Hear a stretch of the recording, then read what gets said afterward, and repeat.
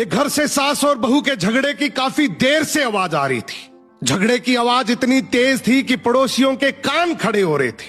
पड़ोसी मजे ले रहे थे। झगड़ा खत्म होते ही बहू किसी काम से बाहर आई तो पड़ोस की एक बूढ़ी औरत आई और बोली, बेटा तेरी सास तो कुतिया का मेल है, अगर ऐसे ही चलता रहा तो तेरा तो जीना हराम हो जाएगा। बहू ने तुरंत कहा कि आप जिनके बारे में बोल रही है ना, वो मेरी सास है और मेरे पति की माँ तो वो मेरी भी माँ ही हुई, और हम माँ बेटी लाख झगड़ा करें, आपको पंचायत करने की कोई जरूरत नहीं है। बूढ़ी औरत बोली, बेटा मैं तो तेरी भलाई के लिए ही बोल रही थी। बहू ने कहा कि आप मेरी भलाई के लिए बोल रही हैं या बुराई के लिए, ये मुझे सब पता है। मेरी माँ ने ये मुझे बचपन से सिखाया है कि ऐसी फालतू कान भरने वाली औरतों से हमेशा बचकर रहना। ये कान भर भर के हंसता खेलता परिवार तुड़वा देती हैं। दादी सब समझ गई और बड़बड़ाते हुए वहां से चली गई। अब बहू जैसे ही घर आई अपनी सास को सारी बात बताई।